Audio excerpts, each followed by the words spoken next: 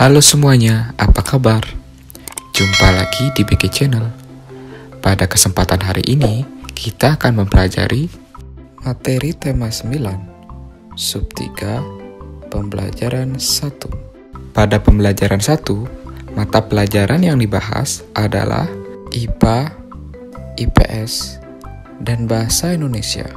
Untuk tujuan pembelajaran hari ini, bisa kalian lihat pada daftar berikut.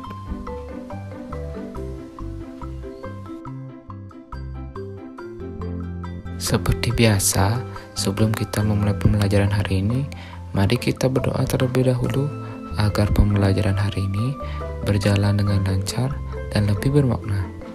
Berdoa dipersilakan.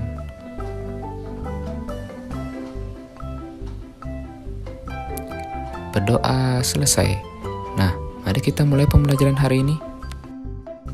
Bangsa kita memiliki kekayaan dalam bentuk keragaman sumber daya. Kesemuanya itu harus dilestarikan agar kehidupan masyarakat, terutama di Indonesia, tetap bisa berjalan baik dan seimbang serta selaras dengan lingkungan. Lalu bagaimanakah caranya? Ada beberapa cara, contohnya, tidak melakukan eksploitasi besar-besaran terhadap sumber daya alam. Artinya, kita mengambil sesuatu dari alam secukupnya dan tidak berlebihan. Dan jangan lupa untuk melakukan pembaruan terhadap sumber daya tersebut.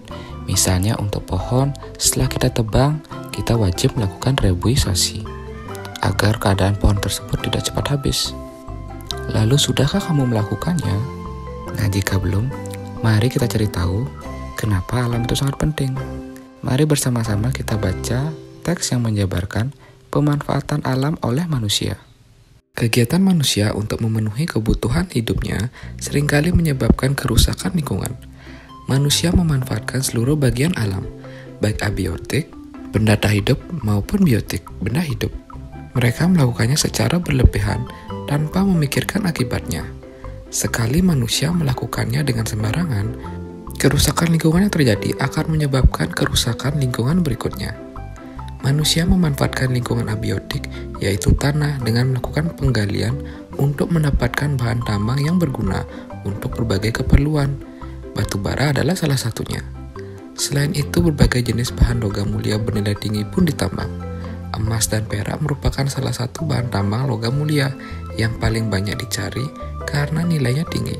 Tidak hanya lingkungan abiotik yang dimanfaatkan manusia, hampir semua jenis tumbuhan dan hewan juga dimanfaatkan oleh manusia. Ada dua jenis hewan, yaitu hewan peliharaan dan hewan liar yang hidup bebas di hutan. Manusia membudidayakan beberapa jenis hewan untuk memenuhi kebutuhan hidupnya, seperti ayam, sapi, beberapa jenis ikan, dan lainnya. Hewan-hewan yang tidak dibudidayakan dan hidup bebas di hutan seringkali diburu manusia. Ada yang diburu untuk diambil kulitnya, bulunya, atau bagian tubuh lainnya seperti cula badak dan gading gajah. Perburuan manusia yang tidak terkendali menyebabkan menurunnya populasi hewan tersebut secara drastis. Apabila hal tersebut dibiarkan, hewan tersebut akan mengalami kepunahan. Demikian halnya dengan beberapa jenis tumbuhan. Beberapa jenis tumbuhan yang menjadi sumber makanan manusia, obat, dan peralatan rumah tangga ditanam dan dibudidayakan. Beberapa tumbuhan mempunyai nilai ekonomi yang sangat tinggi. Misalnya, pohon jati dan pohon cendana. Tekstur kayu yang bagus dan kokoh pada kayu pohon jati sangat disukai para pembuat mebel. Kayu cendana mempunyai aroma yang khas dan diburu banyak orang untuk pembuatan minyak wangi, hiasan, kipas tangan, dan figura. Nah, oleh karena hal itulah, kenapa kita jika ingin memanfaatkan sumber daya alam, lakukan dengan seimbang dan tidak berlebihan, karena itu dapat mengakibatkan kerusakan alam. Selanjutnya kita akan menentukan kalimat utama dan ide pokok dari setiap paragraf. Tapi ingat, ide pokok dan kalimat utama memiliki sedikit perbedaan. Ide pokok adalah ide atau gagasan yang menjadi pokok pengembangan paragraf. Biasanya ide pokok ini singkat. Sedangkan kalau kalimat utama adalah kalimat yang di dalamnya terdapat ide pokok paragraf.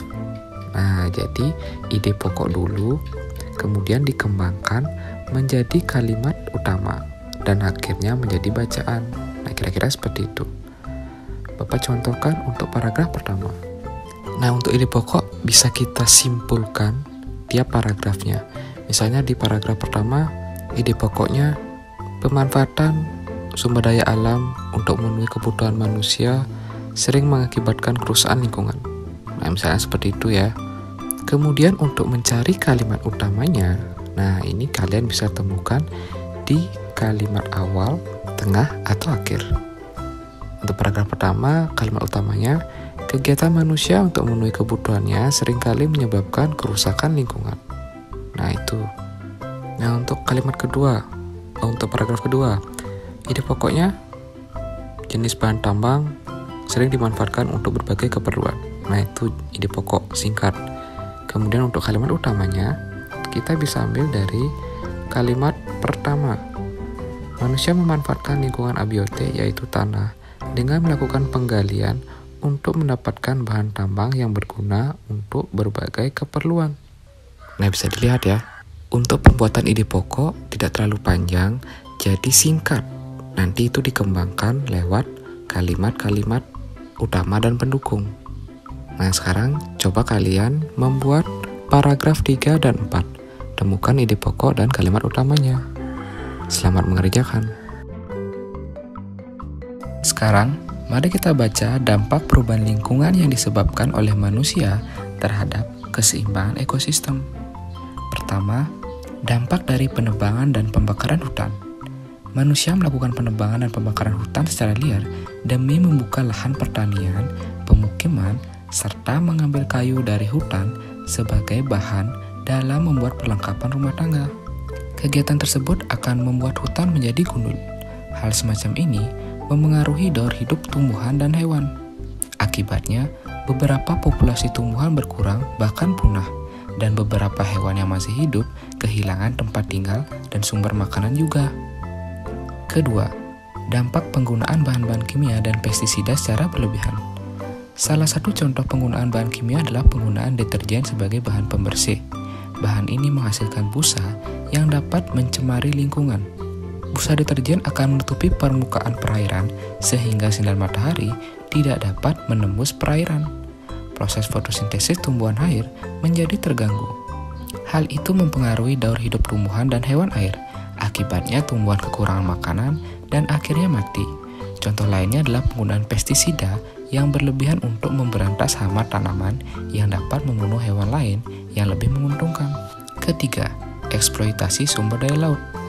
Eksploitasi sumber daya laut ini umumnya berupa kegiatan pengeboran minyak di laut. Kegiatan ini dapat menyebabkan pencemaran apabila terjadi kebocoran, sehingga menyebabkan minyak mencemari laut. Sinar matahari yang dibutuhkan dalam proses fotosintesis tanaman air akan terhalang oleh minyak yang menutupi permukaan sehingga jumlah oksigen berkurang dan hewan laut kesulitan bernapas. Hal ini akan mengganggu ekosistem laut dan daur hidup hewan serta tumbuhan laut. Keempat, dampak perpindahan penduduk. Perpindahan penduduk mengakibatkan daerah yang didatangi menjadi sangat padat akibat jumlah pemukiman yang terbatas. Hal ini akan memicu terbentuknya pemukiman kumuh yang mempengaruhi kualitas kesehatan manusia dan menyebabkan pencemaran lingkungan semakin meningkat, sehingga dapat mengganggu keseimbangan ekosistem. Yang kelima, penggunaan kendaraan bermotor. Seperti yang kita tahu, pembakaran bahan bakar dari kendaraan bermotor sering menyebabkan polusi udara. Pembakaran tersebut menghasilkan gas karbon dioksida sehingga bumi menjadi semakin panas. Akibatnya banyak makhluk hidup yang sulit beradaptasi. Beberapa di antara mereka akan mati sehingga akan mengganggu keseimbangan ekosistem. Lalu yang keenam, perburuan liar. Sebagian manusia gemar melakukan perburuan liar terhadap hewan dan tumbuhan dengan tujuan tertentu. Perburuan tersebut dapat mengakibatkan kelangkaan hewan dan tumbuhan. Jika tidak dihentikan, perburuan dapat menyebabkan kepunahan. Ketujuh, perusakan terumbu karang. Terumbu karang merupakan rumah bagi hewan-hewan laut. Warnanya yang indah membuat sebagian kalangan mengambilnya untuk dijadikan hiasan.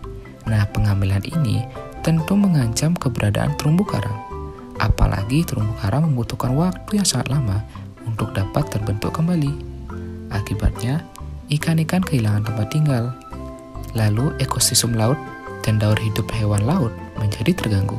Jika dibiarkan lambat laun, ikan-ikan akan punah. Nah, kamu telah membaca bacaan dampak perubahan lingkungan yang disebabkan oleh manusia terhadap keseimbangan ekosistem. Sekarang, temukan informasi-informasi penting pada bacaan tersebut, dan selanjutnya, lakukanlah latihan berikut. Kamu akan bekerja untuk melengkapi peta pikiran berikut.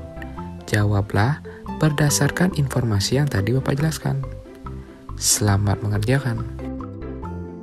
Sekarang ini banyak perilaku dan kegiatan orang-orang di sekitar kita yang justru merusak lingkungan alam. Apa saja perilaku dan kegiatan yang merusak lingkungan tersebut? Carilah jawaban pertanyaan tersebut dengan bertanya kepada narasumber di sekitarmu. Ya, kamu akan melakukan kegiatan wawancara. Untuk mengingatkan kembali materi tentang wawancara sebelum-sebelumnya, perhatikan tahapan melakukan wawancara berikut.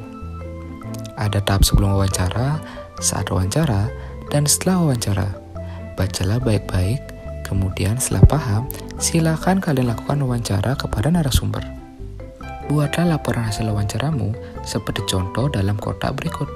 Seperti biasa, pertama tuliskan dulu namamu, kemudian pertanyaan yang diajukan adalah, apa saja perilaku dan kegiatan-kegiatan orang di sekitar tempat tinggalmu yang dapat merusak lingkungan? Silakan tuliskan nama narasumber dan jawaban dari narasumber. Selamat mengerjakan. Setelah kesadaran dalam diri tumbuh dan perilaku kita sudah mencerminkan hemat energi, mulailah kita mengajak orang lain untuk berhemat energi. Hal tersebut dapat dimulai dengan mengajak anggota keluarga, teman-teman, hingga kepada masyarakat luas. Salah satu caranya adalah dengan membuat poster hemat energi. Amatilah poster hemat energi berikut. Nah, inilah contohnya pembuatan poster hemat energi. Sekarang giliranmu. Silakan kalian coba membuat poster hemat energi. Kalian bisa membuatnya dari bahan kertas yang sudah tidak terpakai atau bahan bekas lainnya. Tulislah slogan hemat energi yang mengajak dan terkesan menarik.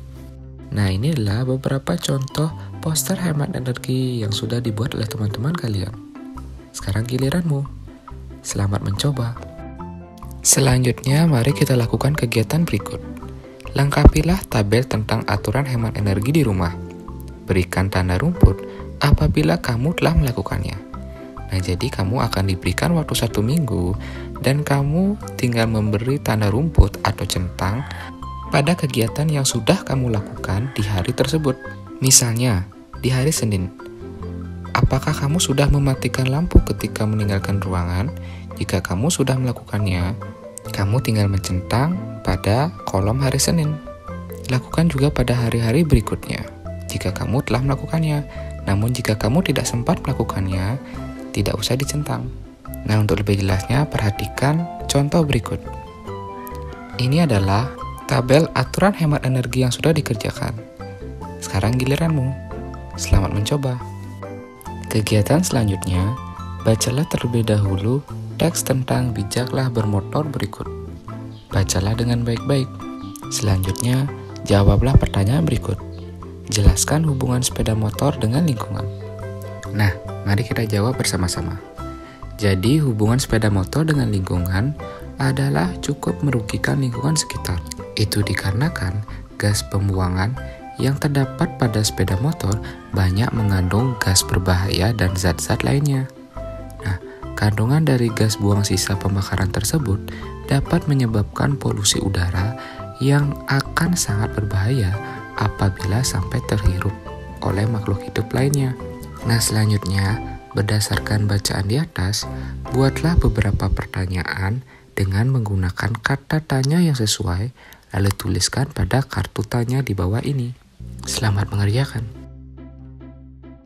Demikian untuk pembelajaran hari ini. Bapak harap apa yang sudah Bapak ajarkan hari ini bisa kalian terima dengan baik, kalian mengerti, dan kalian resapi. Jangan lupa, jaga selalu kesehatan kalian di rumah, rajinlah belajar. Kita akan bertemu pada video pembelajaran selanjutnya. Akhir kata Bapak ucapkan, sampai jumpa.